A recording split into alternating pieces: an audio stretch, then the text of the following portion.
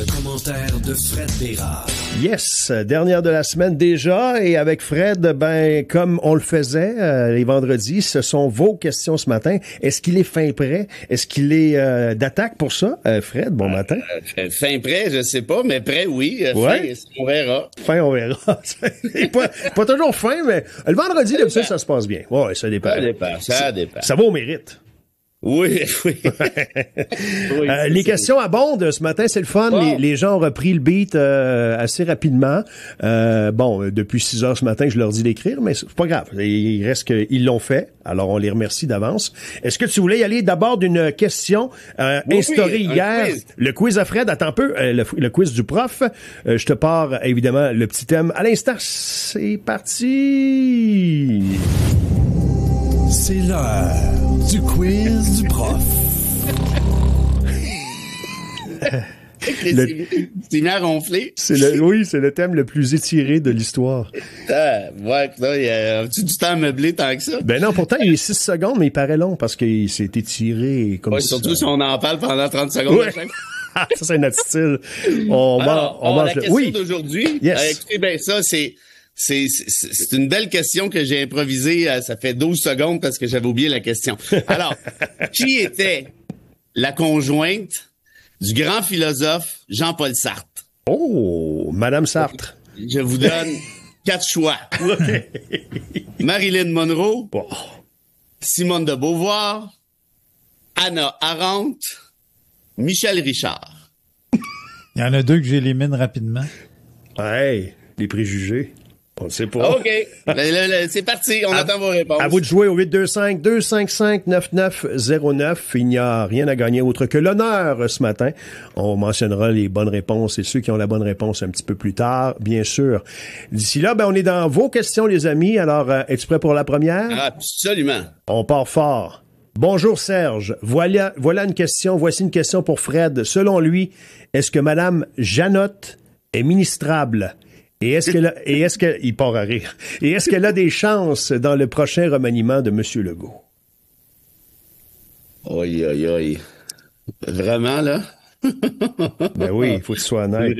Ouais, ben, il faut que je sois honnête. Est-ce qu'elle souhaite, d'après toi, André, toi que tu la connais, tu y parles plus souvent, est-ce qu'elle souhaite, d'après toi, J'ai jamais posé, je pense, la question si un jour elle aimerait être ministre. Parce qu'il y a peut-être des gens, c'est comme dans n'importe quoi, qui veulent pas nécessairement cette responsabilité-là. Je connais aucun politicien, je connais aucun député qui pense pas qu'il puisse être ministre. Ouais, c'est ce que je pensais, moi aussi, ouais. Je connais aucun ministre qui pense pas qu'il puisse être premier ministre. Si on va partir de cette prémisse-là. Chantal Janotte, moi, en tout cas, pas Vous avez pas un bon, que ça part mal. Ça a mal commencé, vous deux. Ça avait mal commencé, vous deux. Ben, d'ailleurs, quand tu étais venu m'écœurer à mon party de lancement au cégep, j'ai des amis caquistes, parce que en tout cas, j'en avais à l'époque, mais je l'ai moins un petit peu aujourd'hui, mais qui m'avaient dit, elle est barrée du conseil à vie. La preuve, c'est qu'elle avait même pas réussi à obtenir ils donnent aux députés des petites tâches d'adjoints parlementaires pour appuyer un ministre. Je pense qu'il était 4 dans tout le caucus à pas avoir ce type de tâche-là. Là, il en a une, là. Oui, elle est avec la ministre de l'Habitation. L'Habitation, oui. Oui, mais ça a pris 6 ans, tu sais. En tout cas, bref, regarde, moi, je souhaite pas de mal, en fait, là, je pense pas que ça va arriver, bien franchement. Quoique la CAQ est tellement en déroute que va donc savoir. Aïe. Et on se rappellera pour ceux qui craignent maintenant les réchauffements climatiques, cette citation célèbre de Madame Janotte. Les réchauffements climatiques, c'est pas une raison pour se mettre dans la rue. Bon, ben, on verra ce qui arrivera avec tout ça. OK. J'en ai une, moi aussi. Vas-y. Marie-Ève qui se demande, Fred, pourquoi François Legault veut à tout prix un 3e mandat alors qu'il pourrait profiter d'une pas pire retraite? Ben, ça revient un petit peu à la première question, à quelque part, hein? Ouais. Des politiciens qui veulent partir par eux-mêmes, moi, je connais pas ça. La politique, c'est une dope, une drogue très, très dure, très, très forte. Et Justin Trudeau, là, son caucus a été obligé de le sortir dehors à coups de pied au derrière. Jean Chrétien, même affaire. Tu sais, les politiciens s'en vont soit que la chicane est pognée raide, par exemple comme Lucien Bouchard avec le PQ à l'époque, ou on les force à s'en aller. René Lévesque, même affaire. Tu sais, le PQ parle de René Lévesque avec raison comme étant un homme d'État fantastique, surtout un leader inspirant. Mais c'est le PQ qui a botté le cul à l'époque. Oui. Ça, ils disent pas trop, mais c'est eux-mêmes qui se sont débarrassés de leur fondateur. Alors tout ça pour te dire qu'il y a des politiciens qui disent, moi, j'ai fait ma job, j'ai fait le tour, je vais aller prendre ça relax. Écoute, j'en as-tu un qui te vient à l'esprit? Non, hein? Brian Mulroney est parti parce qu'il pensait qu'il allait se faire rincer. Puis ce qui est arrivé d'ailleurs, en fait, son parti s'est fait rincer quand Kim Campbell a pris sa place. Ça, c'est une autre façon de non, mais parce que tu t'en vas parce que tu sais que tu vas te faire ramasser, puis tu veux pas passer à l'histoire comme étant celui qui avait 240 députés puis celui qui en a 2 maintenant. Ouais. Donc c'est ça, je te dis, tu sais, soit que l'électorat te force à t'en aller, ou je vais dire l'affaire autrement. Un politicien qui est haut dans les sondages, même si ça fait longtemps qu'il est là, il n'y a aucune chance qu'il parte par lui-même. En tout cas, moi, j'ai jamais vu ça. C'est une drogue très, très, très dure. Voilà, Marie-Ève. C'est aussi qu'il y a plusieurs politiciens qui se trouvent ça raide après parce qu'ils partent ou ils se sont fait partir, comme Justin.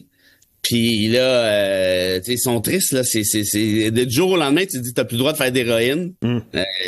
Par exemple, aux héroïnomanes, ils trouvent ça dur. Ouais, les musiciens, c'est un peu ça aussi. Je dirais même la radio, c'est même un peu ça aussi. C'est dur de... Ah ben oui, t'as raison. Puis il y a plusieurs... Puis ça, c'est triste parce que la politique, c'est beaucoup centré sur la personne, sur l'ego. Puis tu sais, il y a rien de plus acharnant. Il y a des choses plus acharnantes que ça quand même. Mais tu parlais à un ex-politicien, là. Tout ce qu'ils font tout le temps, là, c'est de parler quand eux étaient là, qu'est-ce qu'ils ont fait. Mais souvent, ils parlent d'affaires, tu te dis, mais c'est pas vraiment intéressant, là. C'est pas vraiment important, là, cette histoire-là. C'est moi qui avais fait adopter le projet de loi pour amender la loi sur les arbres. Ah, OK, good. Et tu sais, ils sont comme figés dans le passé, mais ils sont à peu près tous comme ça, puis je les blâme pas individuellement. La drogue dure, ben c'est ça que ça fait apparemment. Hey, parlant du passé, les amis, il y a un auditeur qui m'a écrit hier et je le ramène parce que c'est pas tellement une question, mais qui nous a écrit, il a dit, tu sais, quand vous êtes mis à vous raconter les vieilles affaires du 4 septembre, tu sais, quand tu t'es souvenu que c'était Brian Mulroney avait été élu le 4 septembre, il dit, Pauline Marois, le fameux attentat. C'était un 4 septembre. C'était un 4 septembre également. C'est vrai?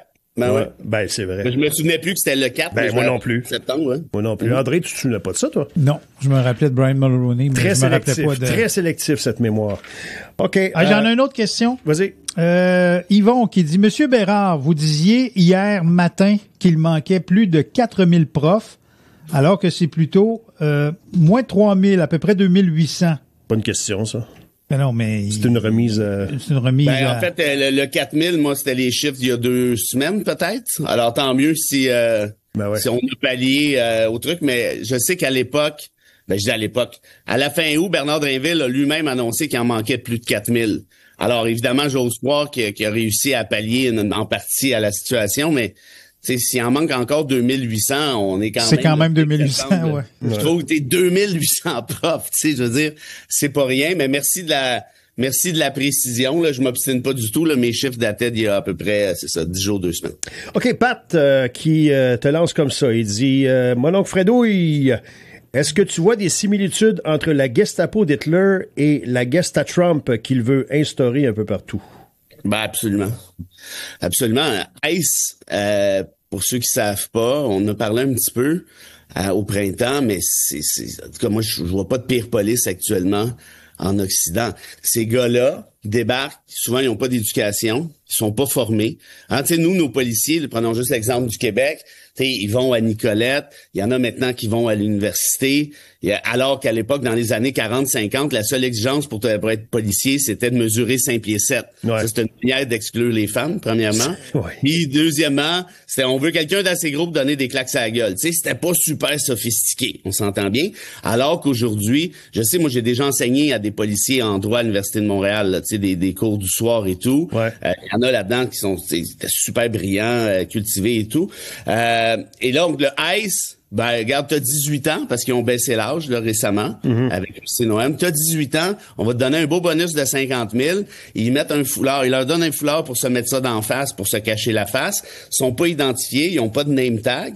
Puis ils ont maintenant des beaux guns. Et qu'est-ce qu'ils font? Ils débarquent dans des villes, puis ils courent après des immigrants. Par exemple, à Los Angeles, ça c'est démontré, il faut aller voir ça. Ouais. Ah, ben, ça parle espagnol ici, on les ramasse. Ils vont dans des arrêts d'autobus, ils les ramassent. Ils vont dans des trucs de Home Depot, par exemple, parce que les compagnies de construction emploient divers immigrants pour toutes sortes de jobs.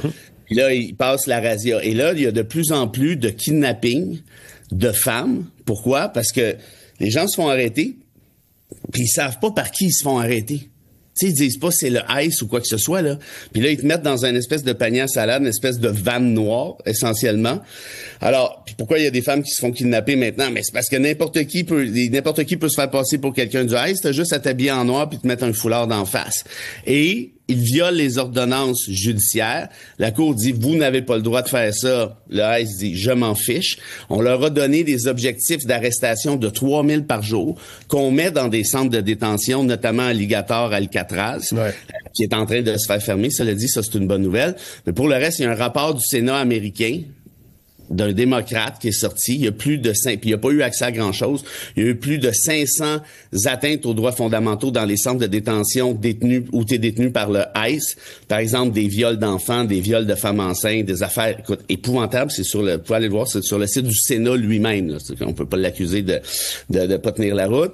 Et il y a maintenant, hier, en fait, c'était le 14e mort dans les centres de détention du ICE. Pourquoi? Ben parce que les gens sont là puis ils mangent pas, on les laisse crever essentiellement. Donc, à la question, est-ce que la Gestapo a des liens étroits avec le ICE? Ben d'un point de vue philosophique, oui, très très clairement. Surtout que le ICE, en plus, arrête des citoyens américains, là. Ils distinguent pas. Ah, t'es un peu trop foncé puis tu parles trop espagnol à notre goût. Let's go, puis tu viendras te défendre après si tu réussis à sortir. Et ça prend un profil quand même assez particulier pour adhérer à ça, là, vouloir faire partie de cette brigade-là. Là, dire, ben, la gang de Proud Boys là, qui sont débarqués le 6 janvier pour attaquer le Capitole, tu sais, t'es pas nécessairement joué à génie en herbe, là. Tu sais, des espèces de gros jambons qui aiment ça donner des claques, puis qui sont racistes, puis qui sont fascistes. C'est la gang de Trump. Mais là, tu leur dis, garde, en plus, je te donne une job. Il n'y a aucun contrôle. Un beau montant d'argent. Ah oui, c'est ça. OK. Alors, à la réponse, je répondrais oui. Évidemment, il faut faire attention parce que la Gestapo, c'était mieux organisé que le ICE. C'était tout autant dangereux, mais c'était beaucoup plus, tu sais, le Troisième Reich, c'était rigoureux, là. C'est dans leur idéologie, là, dans l'application de leur idéologie, alors qu'on a l'impression que Trump, qui est tant qu'à moi tout autant raciste, c'est un peu tout croche, désorganisé cette affaire-là. Puis c'était à une époque où il n'y avait pas tous les moyens d'aujourd'hui également, là, je veux dire... Non, puis on se comprend bien, là, je suis pas en train de te dire que la Gestapo avait raison de quoi que ce soit. Non, mais c'est rare qu'on donne des qualificatifs à la Gestapo. Je te dis seulement que c'était ce que je comprends, c'était beaucoup plus ciblé. C'est tout autant dégueulasse, là, on s'entend bien, mais c'était plus ciblé que le ICE qui ont l'air de faire n'importe quoi. D'ailleurs, une petite anecdote, les gars du ICE débarquent dans des quartiers maintenant et souvent, les gens sortent de leur maison à coups de centaines et crient « Shame, shame, shame » puis font reculer les agents du ICE. Si vous regardez mes petites capsules « Make Fascism Great Again », j'ai mis une couple de vidéos. Il y en a même une récemment où ils sont débarqués en camion. Puis un gars avec sa remorqueuse, son towing qui est passé. Puis pendant que les gens du ICE écœuraient les immigrants, il a remorqué le camion du ICE puis il est parti avec. T'es un beau diable.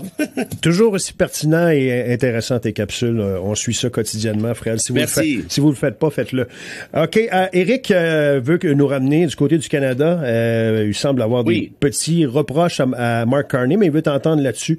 Il y a comme deux questions. Il veut savoir d'abord, c'était elbows up au début, ça l'est un peu moins, ça ramollit un peu. Qu'est-ce que t'en penses? Ouais, elbows up, c'était pour prendre le shooter, là, ils ont descendu les coudes, là. On va dire, tu sais, Carney qui a aboli les contre-tarifs, ça, l'espèce de... Trump a réussi à faire ça, puis moi, ça me rend malade. On lui donne tout le monde le tête, tout le monde va... ça, écoute, ça m'écoeure profondément. Mais en même temps, je me dis, qu'est-ce que tu veux faire? Tu sais, le gars, il est à la tête du pays le plus puissant puis le plus dangereux au monde. Est-ce que t'es mieux d'amadouer l'ours qui a un ego comme on n'a jamais vu que d'y faire face? Moi, mon côté combatif, ça serait de dire, regarde, c'est pas mon coude que je vais lever, c'est mon doigt, là. Ouais. Mais c'est pas une bonne idée en diplomatie, là. Puis c'est pour ça que je fais pas de politique, d'ailleurs. Et on a pris la décision du côté du fédéral de reporter à plus tard la fameuse cible pour 2035 des véhicules électriques à cause du contexte économique. Bonne ou mauvaise nouvelle? Y a-t-il quelqu'un de surpris? Ben non. Ben, Ouais, André moi, aurait réagi très de même. J'ai eu la même réaction quand Non, mais Serge c'est m'a pas parlé sérieux, de là. Moi, d'ailleurs, là, je vous dis tout de suite, là, en 2072, là, je vais arrêter de boire de la bière. Lâche pas. Promis. OK. J'en aurais une dernière. J'ai Rick qui vient d'écrire, qui dit je suis inquiet avec le projet de loi 97 concernant le régime forestier. J'ai peur que ça finisse mal avec les Autochtones. Le gouvernement n'a que lui à blâmer. Il veut savoir ton point de vue là-dessus.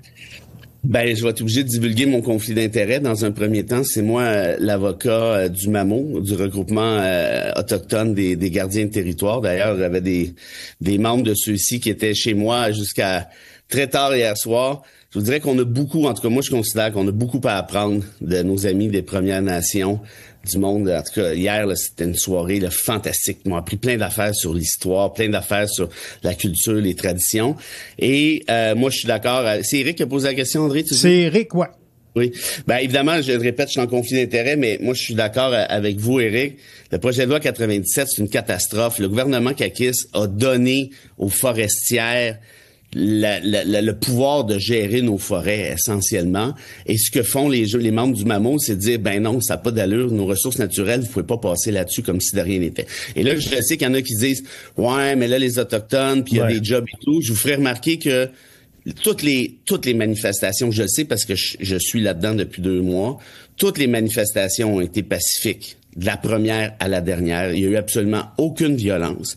Il y a eu des discussions, puis pour la plupart, ça s'est très, très bien passé. Il y a eu des discussions avec des dirigeants d'entreprise. Puis là, l'idée, ça va être de trouver un équilibre, évidemment, entre le droit de travailler en matière forestière et protéger évidemment nos ressources. Et ça, moi, je le répète, je suis d'accord avec Eric. Le gouvernement Kakis s'est dit, moi, je m'en mêle plus. Ben, je vous donne ça, puis gérez ça. Puis je pense que nous, les Blancs, là, si on peut s'appeler comme ça, on a tout intérêt à protéger nous-mêmes nos ressources. Et si on avait un leadership politique qui avait de l'allure, ben, probablement qu'on serait pas rendu là. All right. Merci beaucoup à tout le monde d'avoir participé. Oui. Merci à Fred pour les réponses. Je veux juste préciser un truc sur Mme Jeannot. Du quiz du prof. Ah, OK. Tu voulais? Ouais, je veux préciser quelque chose sur Mme Jeannot. Oui. La citation que j'ai dit tout à l'heure, c'est une citation qui avait sorti en débat où il parlait d'environnement. Puis elle avait dit, le réchauffement climatique, c'est pas une raison pour se mettre dans la rue économiquement parlant. Or, on voit qu'est-ce qui arrive aujourd'hui. C'est le réchauffement climatique, justement, qui est en train de nous mettre dans la rue, comme on a pu voir, notamment en Europe, cet été. Bon, là, je repars le thème pour vrai. Oui, bon. C'est l'heure du quiz du prof. Au prix qui nous a coûté. Alors, oui, j'en doute pas. Rappelle-nous la question et le choix de réponse, s'il te plaît, Fred. Oui, qui était la conjointe de Jean-Paul Sartre? Et j'aurais dû ajouter, c'était pas juste sa conjointe, c'était elle aussi, puis je voulais pas trop le dire parce que sinon j'aurais vendu le punch, c'était elle aussi une fantastique philosophe, une fantastique féministe par ailleurs. Qui avait son nom à elle, je veux dire, à part du fait qu'elle était collée à Sartre. Non, mais honnêtement, Simone de Beauvoir avait pas besoin de Sartre une seule seconde. On a eu la réponse. Ouais. Ça va être tough, là. Bravo à Martin, à Linda et Françoise qui avaient la bonne réponse. Est-ce qu'il y a quelqu'un qui a mis Michel Richard? Non, personne n'a mis Michel Richard, ni Shirley Theroux. Shirley Theroux non plus, des tannants. J'ai pensé à Shirley Theroux, là, je me dis, faut pas ambitionner. mais tout ça pour dire que Simone de Beauvoir a écrit des livres, notamment, pas juste ça, mais notamment sur le féminisme. Et il y en a plusieurs qui pensent que de Beauvoir était une plus grande intellectuelle que Sartre. Ouais, absolument. C'est pas rien. Hey, merci, Fred. Hey, c'était le fun, hein? C'était une belle semaine. Je suis juste content de pas avoir donné le punch à... Oui. Tu t'en es bien sorti. Très, très subtilement. Pour vous trouver des trucs plus difficiles un peu, là. OK, on se reparle. Bon week-end. Salut. La bêtise insiste toujours